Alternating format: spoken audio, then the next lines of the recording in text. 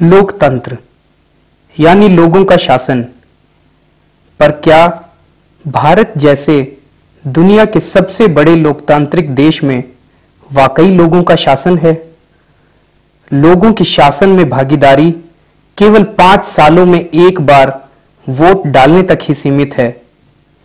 जनता के नुमाइंदे जनता के नाम पर सरकार तो चलाते हैं, लेकिन जनता जनार्दन की न तो सरकारी कामकाज में भागीदारी है और न कुछ कहने जानने का हक। क्या यही लोकतंत्र है? जो लोग टैक्स देते हैं हाथ खड़े करें। कौन कौन टैक्स देता है यहाँ पे? बहने, भाई, बुजुर्ग, बच्चे, सारे देते हैं टैक्स।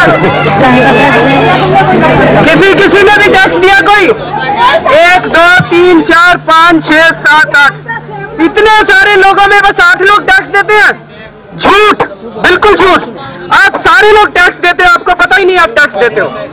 इस देश का गरीब से गरीब आदमी भी टैक्स देता है। जो एक हमारे देश का भिखारी है, वो भिखारी भी टैक्स देता है। देश का हर नागरिक जाने अनजाने टैक्स के रूप में न जाने कितना पैसा देता है। एक बच्चा पैदा होता है, उसको जो सबसे पहला इंजेक्शन लगता है उस पर भी टैक्स होता है, और जब आदमी मर रहा होता है उसको जो आखिरी दवा दी जाती है, मरते मरते बेचारे को इंजेक्शन जो लगता है उस पर भी टैक्स होता है। पैदा होने से लेकर मरने तक आदमी सरकार को पैसे देता रहता है, टैक्स देते रहता है। उस टैक्स का मालिक कौन है? सरकारी अफसर है कि हम हैं? हम हैं इस टैक्स के मालिक। किसी को शक है इस बात पे? हम हैं इस टैक्स के मालिक। और जो सरकारी अफसर है वो तो हमारे नौकर है, क्योंकि उस टैक्स से उनको तनख्वाह मिलती है, हमारे पैसे से उनको तनख्वाह मिलती है। तो सरकारी अफसर हमारे और मंत्री सारे हमारे, हम मालिक हैं और वो लोग नौकर हैं। इस देश का मालिक कौन है? लेकिन मालिक और नौकर के इस रिश्ते में पिछले 50 सालों से आज तक मालिक ने नौकर से हिसाब ही नहीं लिया। उसे मालूम ही नहीं कि पाई पाई जोड़कर जमा की गई उसकी पूंजी कहां और कैसे खर्च होती है।